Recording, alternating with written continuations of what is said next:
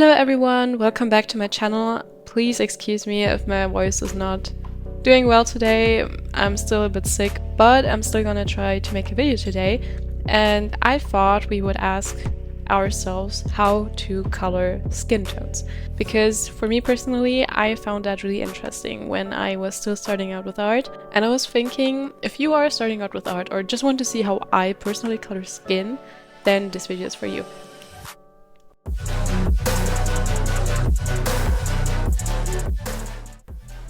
I will start by sketching a rough outline.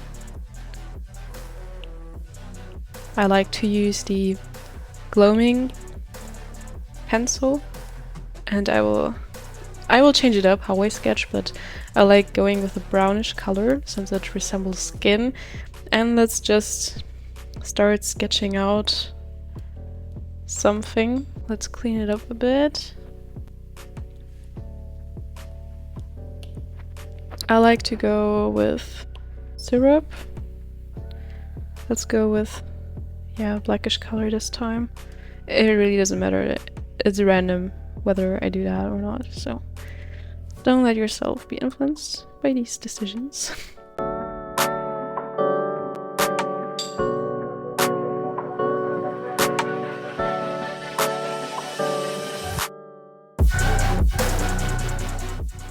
If I am to color it, I will usually do the baseline first, and since I have messy lines, there's one trick that you can use with Procreate, would be to go to this layer and then go to reference, and then usually you would be able to just fill it in, but the issue is that I really didn't do a good job to close the lines at all.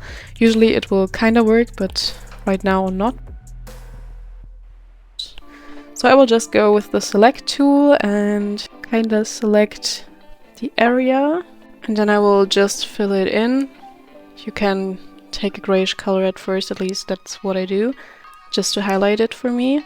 Then you can put a layer on top, and I will go to clipping mask. So usually now I will select the areas. I will paint in the base color for hair, for skin, for clothes, but we're focusing only on the skin right now, so I will only, I have my clipping mask layer on top, and here I will just color in the skin. You can also go with the select tool or just color it in like this. I would go with a layer here, again do a clipping mask, and this is when I will lay out different colors. So here again, this is our skin color right now. I will go a bit more saturated, so I will stay with the same color and just switch it to the right, maybe get a bit darker, also go a bit more reddish, and I will use that to bring in some blush like this. After all, we have blood running through our face. I also like to go with a bit of a reddish color around the eyes sometimes, because there's a lot of blood going around here under the skin.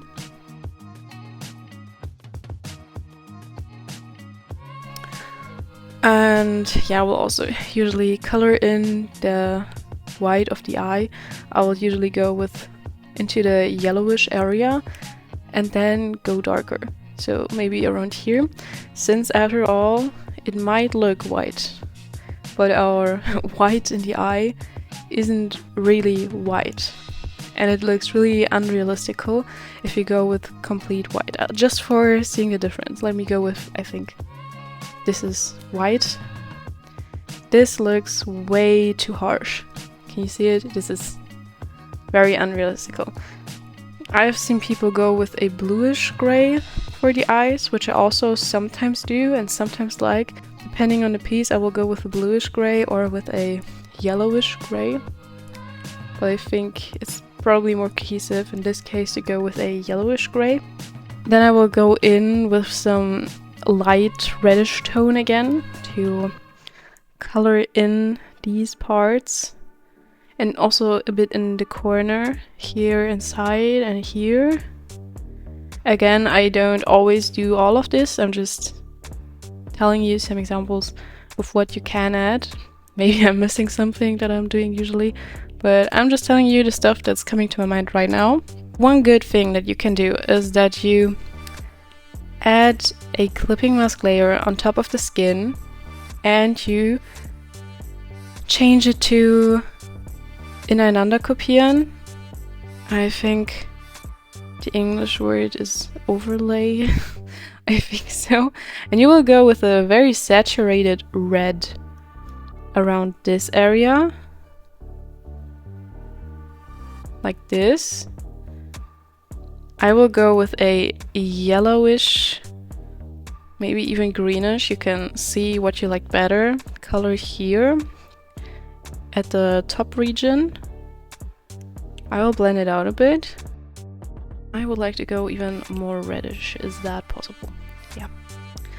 Below, you should go with some greenish, bluish tone.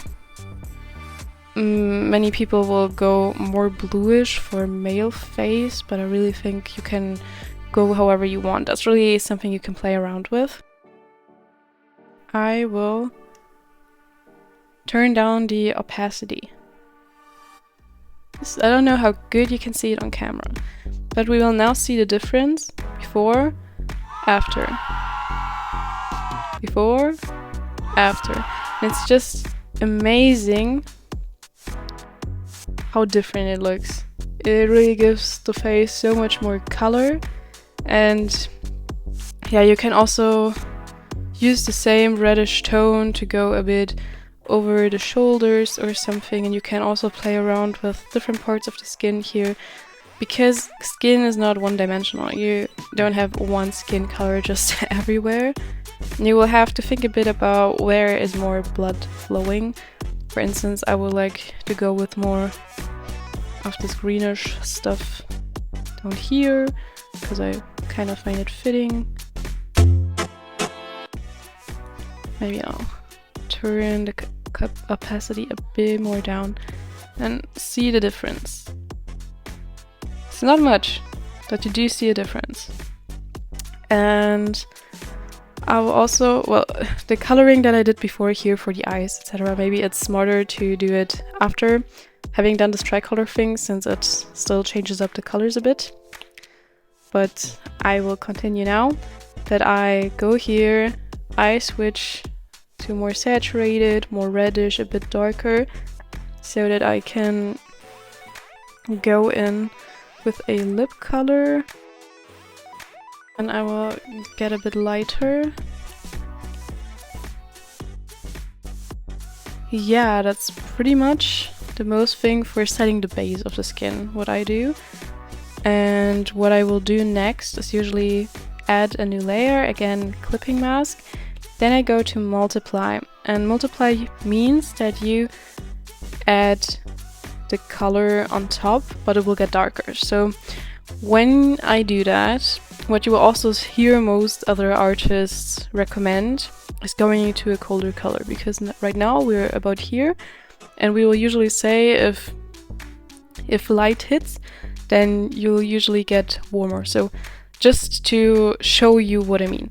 You don't have to do this, but if you don't work with multiply and light layers and all, just with a normal layer, what you can do is take the color you want here. If I want to do the light, then I can go here, go a bit warmer, because this is the cold side of the wheel, this is the warm side, and you can also go colder for the light and warmer for the shadows. That's also a way to go, but usually you will go warmer for the light and colder for the shadows. So right now I turned this to the left to go warmer, and I will go lighter like this. So I would then go here and I could work my way like this, blah blah, and make it lighter. And then I could do all the highlights like that. But then when I go for the shadows, again I will take the color that I have here. Then I would go to the colder side. You will see it will go red, more reddish, more purplish, and I will even go more saturated, because For me personally, I find that the shadows are very dull if you don't get more saturated. So I could then go in with shadows of this color, for instance, at this part, blend them out like this, etc. So this is how you could choose the colors this way. But I will delete that layer now because that is one way to do it. I prefer to go with multiply. And as I said, right now multiply adds to the color that you have right now. When we had this color, for instance, we had to shift it just slightly because we had to adjust the color. But now with multiply, our base color doesn't get lost, we just add to it. Kind of, with multiply. I probably am explaining it wrong, but you can go dramatic. You can go directly, and I will usually do this, to a bluish, purplish tone. You can go more blue, more purplish, whatever. You can even go red. A lot of people like that as a stylistic choice, but I will usually go around this area, and then I will go about here. The more darker you go, the darker your shadows will become, and you can also go more to the right for the shadows to be more saturated. I will usually move around this area, and then look at this. This is what the shadows could look like. Again, if I were to go more bluish, they will look a bit more bluish. Maybe I'll do it next to each other so you see it better. Bluish, more purplish, maybe even more. And you can even go reddish. All these are possibilities for you to use for your shadows. Yeah, I just really like to go about here. And one trick that I also do for making shadows is that I don't just go like this and blend it out on every side, because then it just gets too smooth. It doesn't have any sharp corners, and that is a mistake that many beginners artists make. Also, just going in with the soft airbrush and just being like, yes, that's my shadow.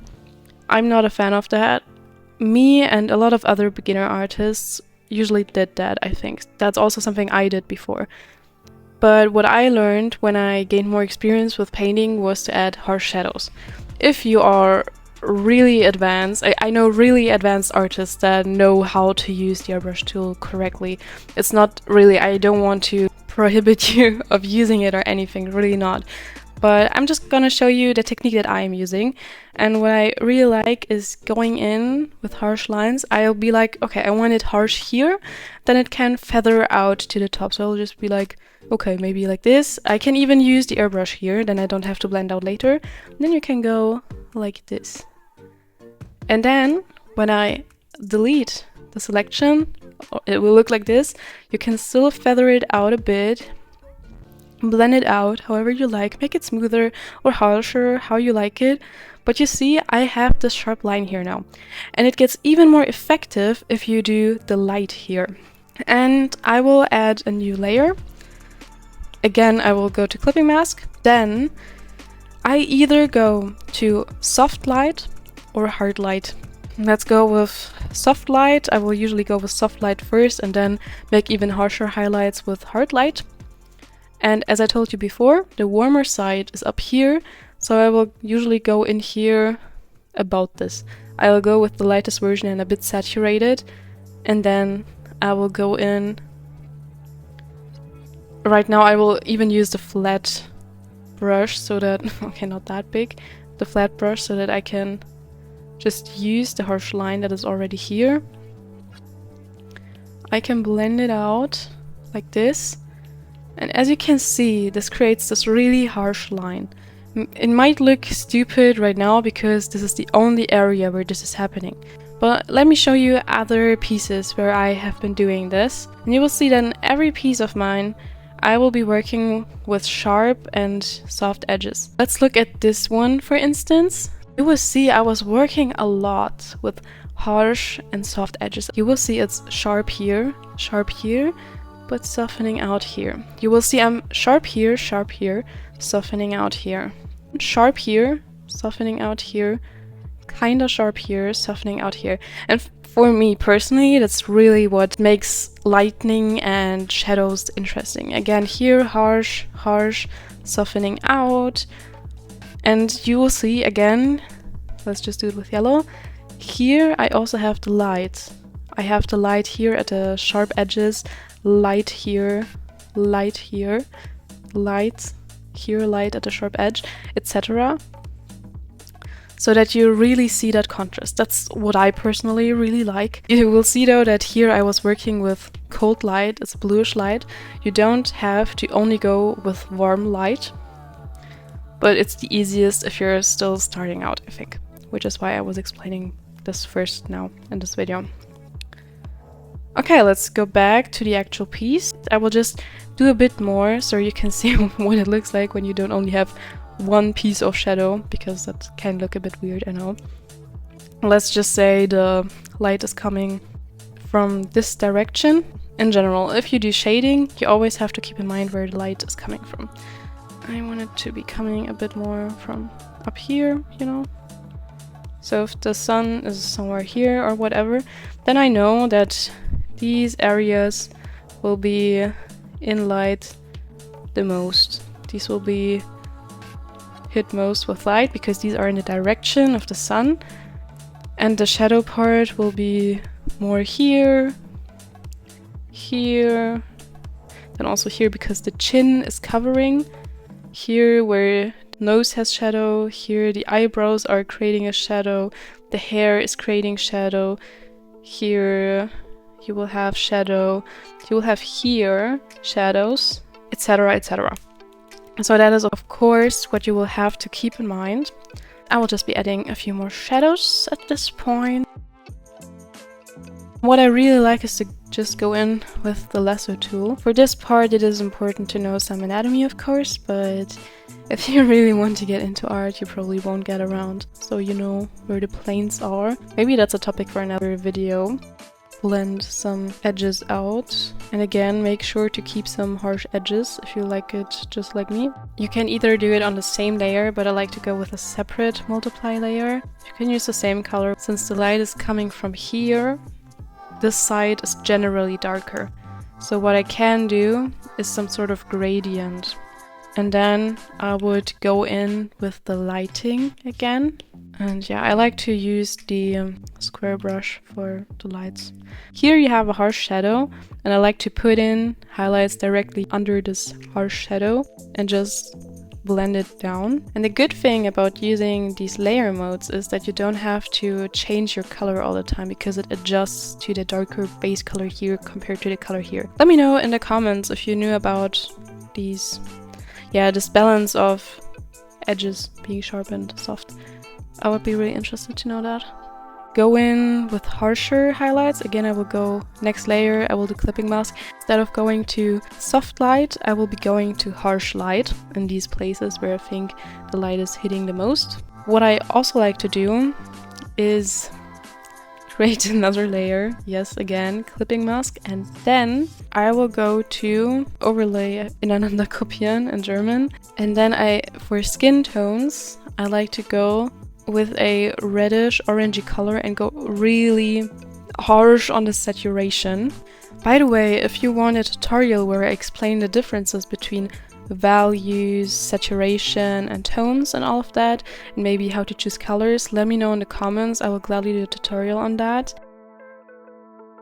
And then I will go there where the light and the shadow are really having harsh contrasts next to each other, because basically the light kind of bounces off all the edges between light and shadow. And what I also like to do is to have a really deep saturated color at the darkest parts of the shadow.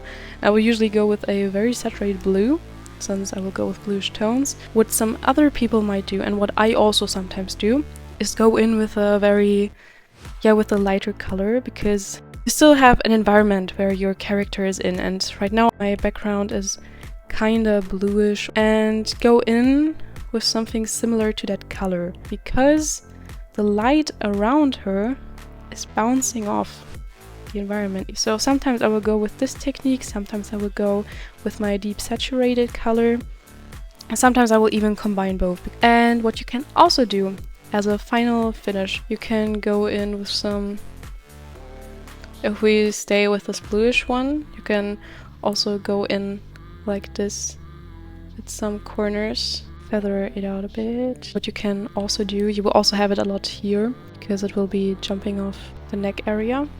But that's a whole big topic for itself, really, the indirect light. So if you want a video on that, let me know in the comments. And then there's of course the part with the highlights. I like to go with Lichtstift, which means light pen.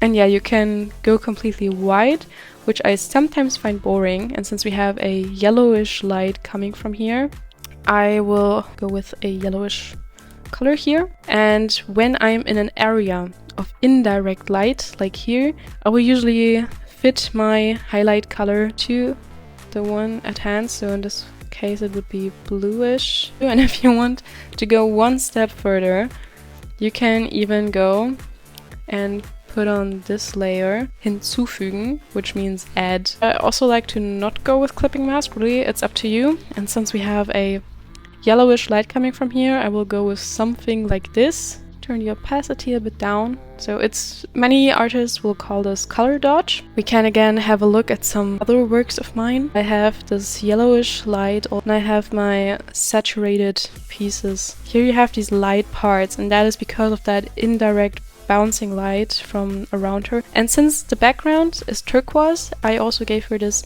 indirect light bouncing off, pretty harsh shadows. So a lot of harsh lines, but even then you will see me soften it out, at least at some points. Here again, pinkish corners. Yeah, so I hope this helped. Here I was giving you an example with a rather light-skinned person, but you will definitely be able to do all this with other skin tones too. You will see that if I go on top of that with multiply, you can go all the same with all colors. This is just one example. It's pretty much the same principle. What I really love with dark skin tones is when you give them these really saturated bluish tones. I like how they look together. Again, let's have a look at this example. You see, I really love working with those bluish saturated tones. Yeah, so I hope this video helped. Let me know if you're still interested in other tutorials, what other tutorials, if it's still skin, hair, whatever.